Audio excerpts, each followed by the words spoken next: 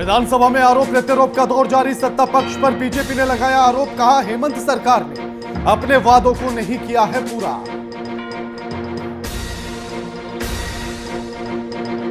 लातेहार पहुंचे कृषि मंत्री, कृषि मेले सह प्रदर्शनी कार्यक्रम में की शिरकत। बीजेपी पर साधा जमकर निशाना।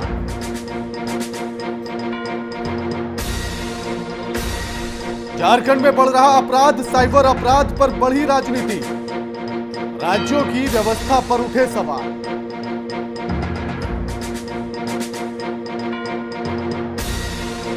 जल सहिया कर्मचारी संघ ने किया प्रदर्शन। अशोक सिंह के नेतृत्व में निकाली रैली। उपायुक्त को फूल के साथ मांग पत्र सौंपा।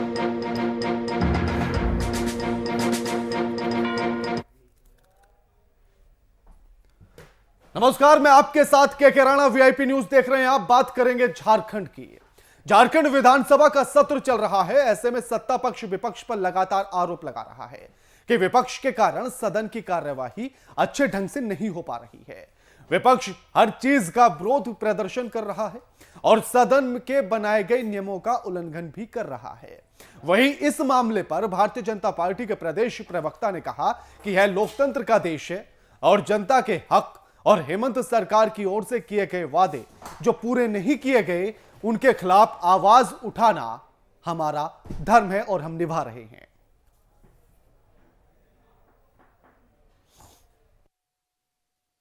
भारतीय जनता पार्टी भारतीय लोकतंत्र राजनीति के मूल्य पर चलने वाली राजनीतिक दल है। और रही बात कि विधानसभा के अंदर भारतीय जनता पार्टी के विधायक विरोध कर रहे हैं और सत्ता पक्ष आरोप लगा रही है, ये सरासर गलत है। लोकतंत्र में विरोध करना ये राजनीति में सबसे स्वस्थ परंपरा मानी जाती है। अब विगत पिछले साल 1 वर्ष का जो कालखंड रहा है श्री हेमंत सोरेन की सरकार का, उस सरकार ने झारखंड के साथ जो अन्याय किया है, झारखंड की जनता को जिस तरीके से अंधकार में रखा है इस सरकार ने, तो उसका तो प्रबल विरोध होगा ही।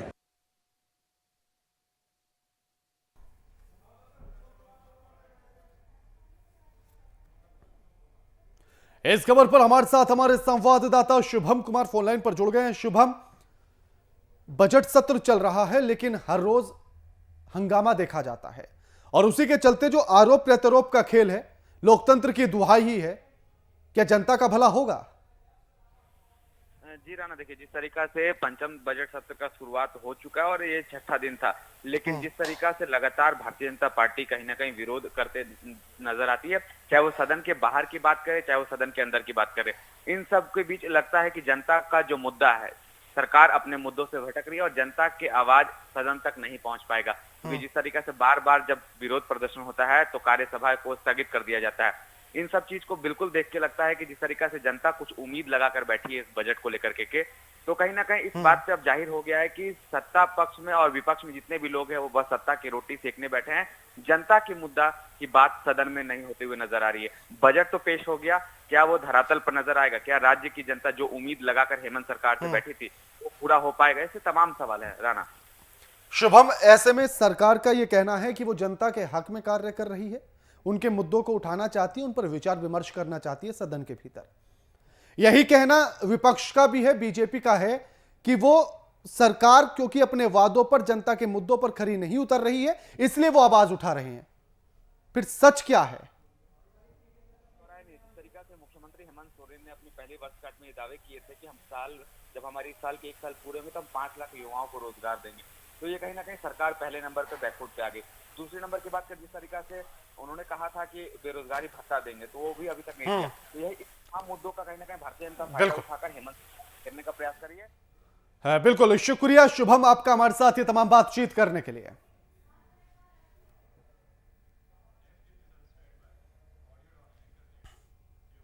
झारखंड राज्य की पूर्ववर्ती सरकार में झारखंड में कई कार्य किए गए। सड़क निर्माण की बात कर ले या फिर नए विधानसभा की बात कर ले, ऐसी कई चीजें हैं जो रघुवर दास के कार्यकाल में झारखंड वासियों को मिली हैं। उस पर भी अब सवालिया निशान खड़े होने लगे हैं। जहां एक तरफ बजट सत्र का आगाज हो चुका है और आरोप और प्रत्यारोप का सिलसिला भी बखूबी देखने के लिए मिल रहा है। इस बजट सत्र के बाद मुख्यमंत्री हेमंत सोरेन ने मीडिया से बात करते हुए रघुवर दास पर निशाना साधा और कहा कि पूर्ववर्ती सरकार में राज्य को दल दल में ढकेल दिया गया। उसे निकालने का काम और बेहतर ढंग से उसे संवारने का काम हमारी सरकार कर रही है। मुख्यमंत्री के इसी बयान पर पलटवार करते हुए भारतीय जनता पार्टी के प्रदेश प्रवक्ता प्रदीप सिन्हा ने बयान दिया। क्या कुछ कहा, सुनिए। क्योंकि आप देख रहे हैं कि जिस तरीके से विगत साल भर के अंदर सरकार ने जो इस राज्य को एक दलदल में ढकेल दिया गया था, उस दलदल से निकाल कर एक साफ तरीके से एक निश्चित दिशा में ले जाने का देखिए, राजनीति में आरोप लगाना सबसे आसान काम होता है और आज जब सत्ता में है तो उनको बताना चाहिए कि बार बार वो कहते रहे कि राज्य की वित्तीय स्थिति बहुत खराब है, और हम लोगों ने चुनौती दी उनको कि अगर वित्तीय स्थिति खराब है तो आप श्वेत पत्र लेकर आइए और बताइए राज्य की जनता को कि भारतीय जनता पार्टी के शासन में रहते हुए राज्य के हालात कैसे थे। अगर हमारी सरकार ने दलदल में धकेल दिया था तो इतनी सारी सड़कें बनी, महिलाओं को हमने 50 लाख तक की संपत्ति मुफ्त में रजिस्ट्री की, उसके अलावा किसानों को भी नकदी से मदद किया। तो आप बताएं, किसी राज्य की अगर आर्थिक स्थिति इतनी खराब होती तो क्या हम मदद कर पाते? आज सरकार ने 1 साल में जिस तरह से काम किया है, लोगों में निराशा का माहौल है। युवाओं को बोलकर वादा करके इन्होंने केंद्र सरकार ने हवा को शुद्ध करने के लिए जमशेदपुर शहर को 50 करोड़ रुपए की सौगात दे दी है। हालांकि झारखंड में 3 शहर पॉल्यूशन के ग्रुप में हैं। जमशेदपुर, धनबाद और राजधानी रांची, तीनों शहर को 50-50 करोड़ रुपए दिया गया। उधर जमशेदपुर नोटिफाइड एरिया ने एयर पॉल्यूशन को लेकर योजना बनानी भी शुरू कर दी है। आपको बता दें कि शहर में तालाब का निर्माण होगा, पुराने तालाब की मरम्मत की जाएगी। फिनांस के तहत जो है हम लोग को एयर एम्बिएंट की क्वालिटी को में सुधार करने के लिए हम लोग को पैसा मिला है। उस पैसे से हम लोग जो है जमशेदपुर के एयर पोल्यूशन को हर साल 5% की कमी करनी है। इसको लेकर के हम लोग एक एक्शन प्लान बना लिए हैं और उस एक्शन प्लान के तहत हम लोग को काम करना है। क्योंकि यह जो फंड है वो परफॉर्मेंस बेस्ड फंड है, ग्रांट का फंड है, और अगर कोई भी शहर जैसे जमशेदपुर झारखंड में है, रांची है और धनबाद है, इस 3 शहरों को पहली बार एयर एम्बिएंट की क्वालिटी में सुधार करने के लिए भारत सरकार और राज्य सरकार के सहयोग से फिनेंशियल कंडीशन को देखते हुए फंड प्राप्त हुआ है। तो अगर हम लोग उसमें परफॉर्म करेंगे तो हम लोग को फंड नेक्स्ट ईयर प्राप्त होगा, और परफॉर्म नहीं करेंगे तो हम लोग उसके लिए फंड मांगने के अनुचित नहीं रहेंगे।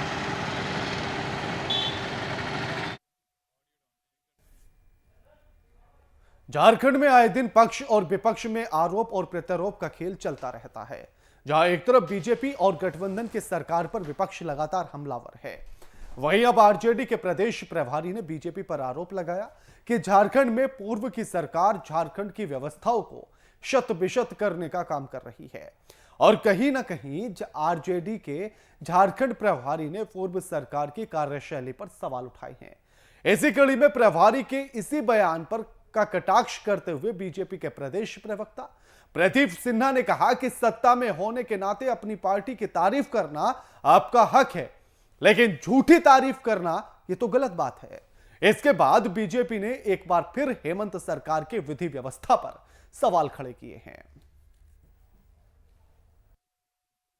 प्रदेश में भारतीय जनता पार्टी जो सत्ता में पहले थी, उसने जो है झारखंड प्रदेश को छत बिछत करने काम किया है। आज उसको सजाया जा रहा है, संभाला जा रहा है, बेहतर किया जा रहा है। माननीय मुख्यमंत्री हेमंत सोरेन जी के नेतृत्व में जो हमारे गठबंधन की सरकार है, जहां राजद और कांग्रेस भी उसमें हम शामिल हैं। एक और सवाल है। देखिए, गठबंधन का सहयोगी होने के नाते आरजेडी को यह अधिकार है कि अपनी सरकार की तारीफ करे, लेकिन झूठी तारीफ करके लोगों को बरगलाने की कोशिश न की जाए।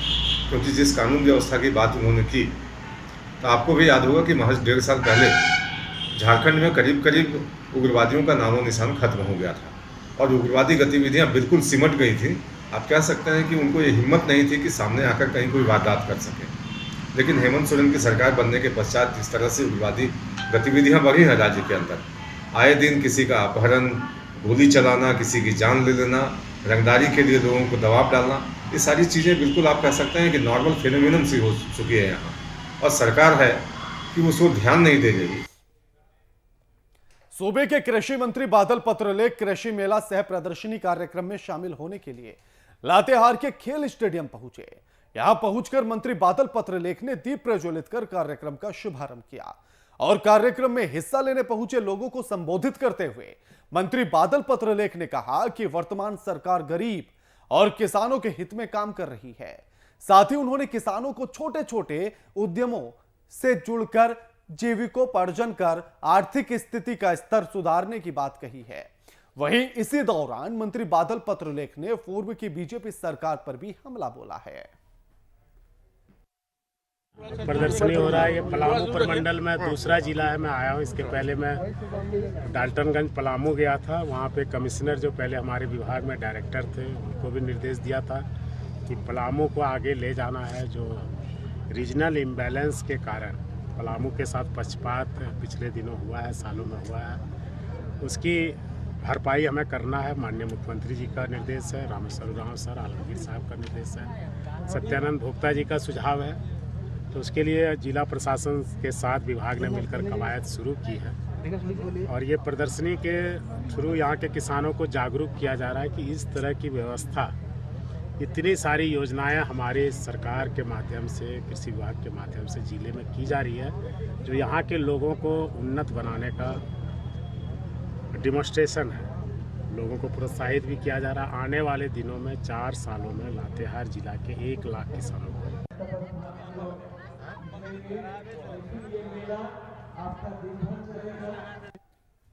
लातेहार में आजसू पार्टी जिला अध्यक्ष के चुनाव को लेकर पार्टी जिला सम्मेलन कार्यक्रम का आयोजन करने जा रही है और कार्यक्रम की तैयारी लगभग पूरी कर ली गई है। आपको बता दें कि आजसू के लातेहार जिला अध्यक्ष अखिलेश श्रीवास्तव की निर्मम हत्या हो जाने के बाद से ही लातेहार में जिला अध्यक्ष का पद लंबे समय से खाली पड़ा हुआ था। लिहाजा आजसू लातेहार में पार्टी को मजबूत करने का संकल्प लिए आगे बढ़ रही है, जिसे लेकर लातेहार में जिला सम्मेलन कार्यक्रम का आयोजन किया जाना है। वहीं पूरी तैयारियों को लेकर आजसू के कार्यकारी जिला अध्यक्ष अमित पांडे से हमारे संवाददाता गोपी कुमार ने की है खास बातचीत। देखिएगा।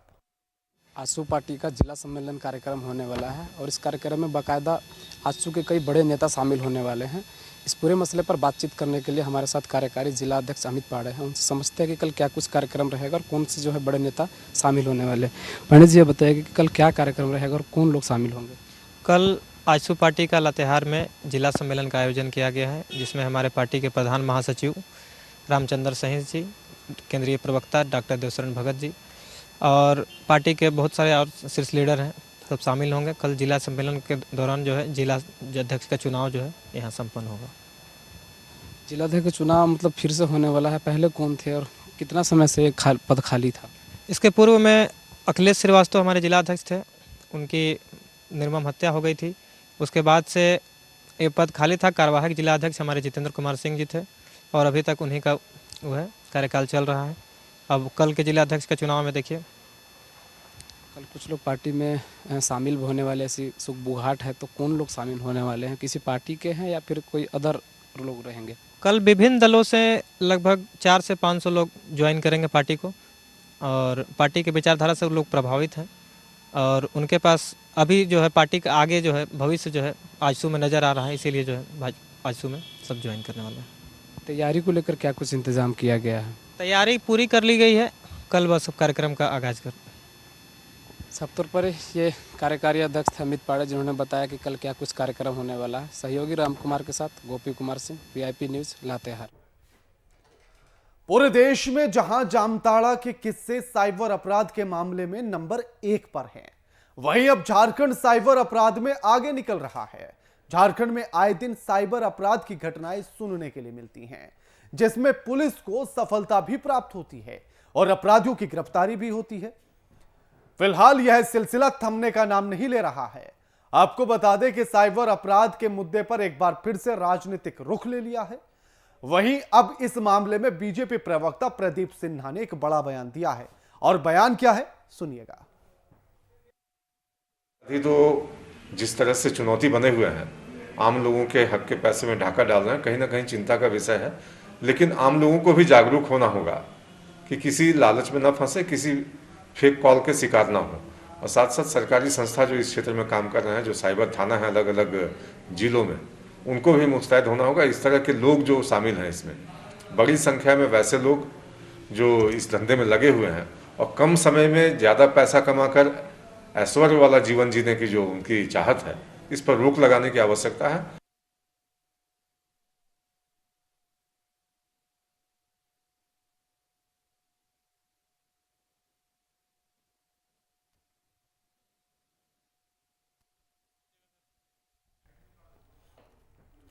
जब साइबर अपराध का जिक्र होता है तो याद आता है जामताड़ा। जामताड़ा को हब कहा जाता है, लेकिन अब उसी झारखंड में साइबर अपराध के मामले बढ़ते चले जा रहे हैं। पुलिस को सफलता भी मिलती है, लेकिन उसके बाद भी इन पर रोक नहीं लग पाती है, अंकुश नहीं लगता है। लेकिन अब इस साइबर अपराध पर राजनीति शुरू हो गई है, आरोप प्रत्यारोप का दौर भी शुरू हो चुका है।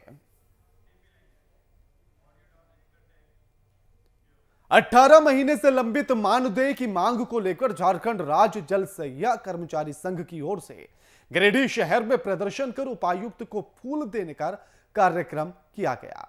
आपको बता दें कि झारखंड राज्य के अराजपत्रित कर्मचारी महासंघ के नेता अशोक सिंह के नेतृत्व में जल सहिया ने रैली निकालकर शहर का भ्रमण किया और साथ ही साथ उपायुक्त को फूल के साथ एक मांग पत्र भी सौंपा गया। कार्यक्रम के मौके पर महासंघ के नेता अशोक सिंह समेत बड़ी संख्या में जल सहिया उपस्थित रहे। झारखंड राज्य जल सहिया कर्मचारी संघ के आह्वान पर आज समूचे राज्य में पुष्प अर्पित कार्यक्रम है। यह कार्यक्रम है कि 18 महीने से जल सहियों को मानदेय नहीं मिला है, इसलिए हम लोगों ने कहा कि तमाम जिला प्रशासन को, उपायुक्त को हम लोग फूल देंगे कि हम भूखे हैं फिर भी आपको फूल दे रहे हैं। आप लोग जानते हैं कि जो जल स्वच्छता मिशन में यह कार्यरत जल सहिया, इसका सारा राशि भारत सरकार से प्राप्त हो जाता है, लेकिन जिला स्तर पर, राज्य स्तर पर ये लोग इसमें बंदरमांट करने के चक्कर में 1000 रुपया मात्र मासिक मानदेय है वह भुगतान नहीं किया जाता है, जिसके कारण राजधानी रांची के कलेक्ट्रेट सभागार में रांची जिला खनिज फाउंडेशन ट्रस्ट की बैठक की गई, जहां जिला उपायुक्त छवि रंजन ने बताया कि जो बैठक आयोजित की गई है वह 2 कैटेगरी में रखी गई है, जिसमें पहली कैटेगरी मिनरल्स क्षेत्र में खनन के दौरान होने वाले दुष्परिणाम के बारे में है, वहीं दूसरी कैटेगरी में खनन क्षेत्र में जीवन यापन में ध्यान दिया गया है। रेवेन्यू जनरेशन करता है और हम शुरू से इस पक्ष में रहे हैं कि खिलाड़ी जब इतना रेवेन्यू जनरेट करता है तो जो डीएमएफटी फंड है खिलाड़ी के माइंस एरिया के से जो अफेक्टेड हैं लगभग 30 किलोमीटर के रेडियस से जो भी पंचायत हैं वहाँ अच्छी सड़क मिलनी चाहिए, अच्छी नाली भी होनी चाहिए, पानी का पीने का पानी भी होना चाहिए, स्वास्थ्य भी होना चाहिए, स्कूल भी होना चाहिए, स्कूल में लाइब्रेरी भी होनी चाहिए। अभी चेक डैम भी हम लोगों ने पास किया, चेक डैम हो। कुल मिला के कह सकते हैं कि जब आज 50 करोड़ रुपए की खिलाड़ी के लिए आज जो अनुशंसा हुई है उस 50 करोड़ में अब ये जाएगा माइंस विभाग। बहुत सारा विकास का काम चलाया जा सकता बढ़िया से, लेकिन इससे पहले भी अगर विगत इससे पहले का वित्तीय वर्ष में जितना राशि उसमें उपयोग हुआ है उसका सही तरीके से उसका एक योजना का सही पूरा हुआ कि नहीं हुआ इसकी भी समीक्षा होनी चाहिए। दूसरी बात है कि जो सटे हुए इलाके हैं, आपका माइनिंग इलाका में सटे हुआ है इलाका, तो उस इलाका को भी छोड़ना नहीं चाहिए। वहाँ के लिए भी आज आपके जैसे बलतरवा हुआ, आपका चटनिया पानी हुआ, ये आसपास में लोगों को पानी वगैरह पीने तक के लिए नहीं है, तो इन चीज़ों को ध्यान देने की जरूरत है। केवल योजना में राशि तो खर्च हो जा रही है, लेकिन उस योजना से अगर लाभ नहीं मिलता है तो ये मैंने ठीक नहीं होता है। इसलिए जो भी योजना है, चाहे चेक डैम से मामला हो, चाहे एजुकेशन का मामला हो। गिरिडीह शहर के विजय इंस्टीट्यूट में रक्तदान शिविर का आयोजन किया गया, जिसमें विभिन्न क्षेत्रों में उम्दा प्रदर्शन करने वाले इस इंस्टीट्यूट में बड़ी संख्या में युवाओं ने रक्तदान किया।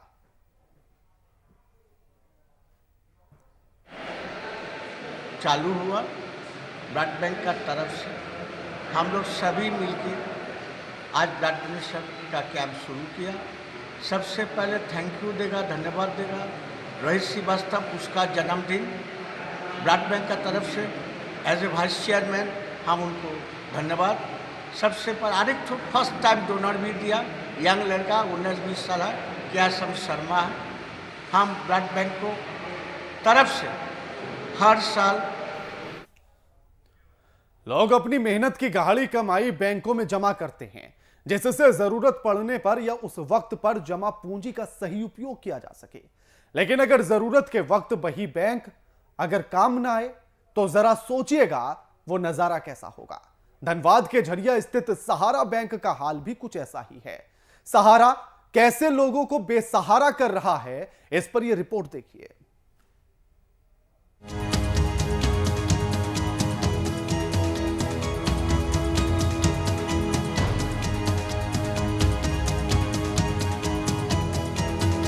बैंक एक ऐसा संस्थान है जो जनता का धन जमा करता है और व्यक्तियों के साथ साथ फर्मों को भी धन उपलब्ध करवाता है।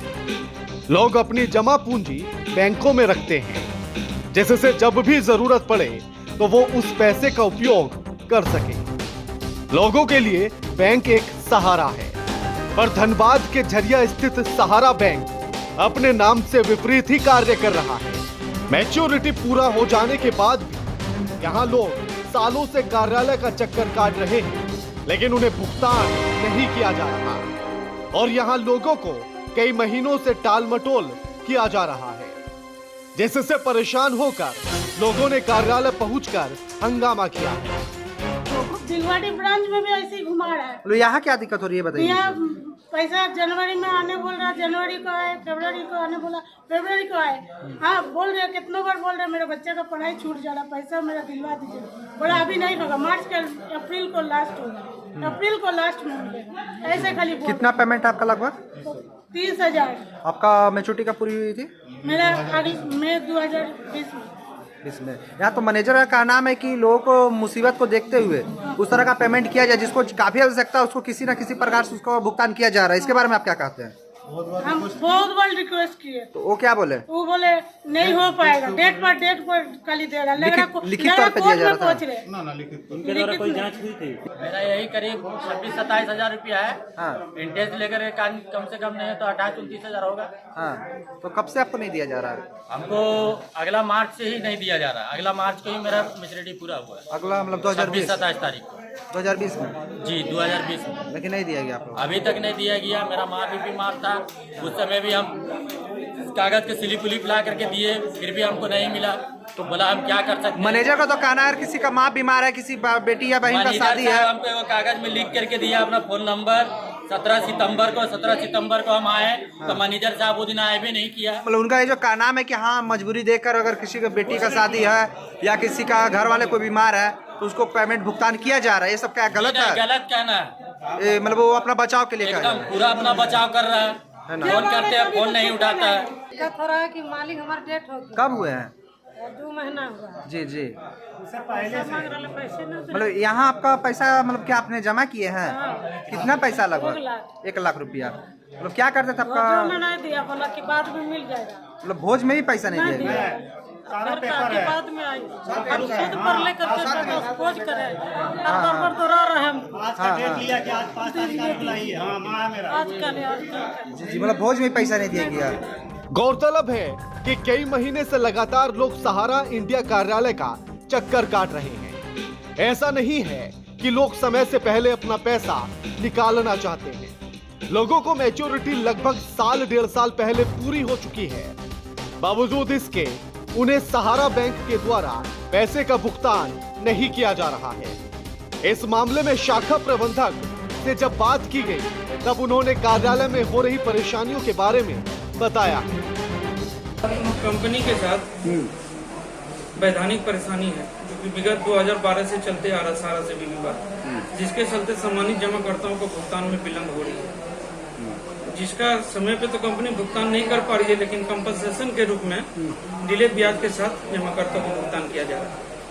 आखिर गरीब गुरबा का जो मूलधन है, मूलधन तो जो पैसा अपना वो जो तो बताया तो गया कि सहारा सेवी का जो विवाद चल रहा है, जिसके चलते कंपनी पेमेंट देने में विलम्ब चल रही है, जो सुप्रीम कोर्ट सर्वोच्च न्यायालय में चल रहा है विवाद। तो ये आपका विवादास्पद बात कब तक रहेगा?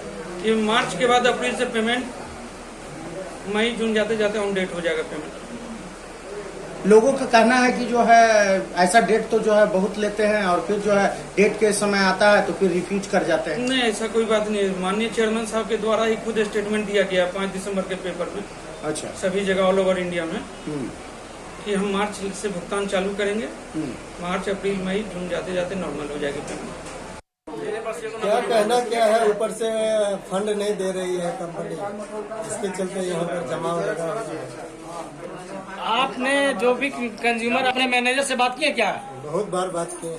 पब्लिक तो डायरेक्ट बात कर रही है, मैं कोई भी एजेंट अभी तक नजर नहीं आ रहा है। बोलते हैं साथ में, पब्लिक भी बोलती है साथ में। जब आपको तो नहीं लगा कि अभी तक कोई भी एजेंट आके बात किया पब्लिक के साथ में? साथ में लेके नहीं आए होंगे एजेंट।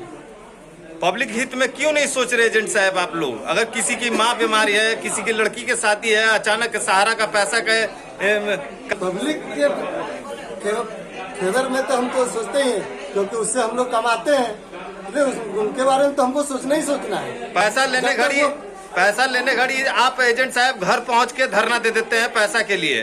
आज जो आज आपकी तो हम लोग कंपनी के थ्रू न पेमेंट करवाते हैं। हम लोग तो कंपनी को पैसा जमा करते हैं और कंपनी के थ्रू पेमेंट करते हैं। हम लोग कंपनी के जो यहाँ प्रबंधक है उन पर हम लोग तो प्रेशर डालते ही हैं। कंपनी की परेशानी कुछ भी हो, परेशानी आम जनता को हो रही है। ऐसे में देखना यह अहम होगा कि सुप्रीम कोर्ट के विचाराधीन इस मामले का फैसला कब तक सामने आता है और आम जनता को उसकी कमाई कब तक मिल पाती है। वीआईपी न्यूज के लिए धनबाद से ब्यूरो चीफ अमित सिन्हा के साथ खुशबू राय की रिपोर्ट।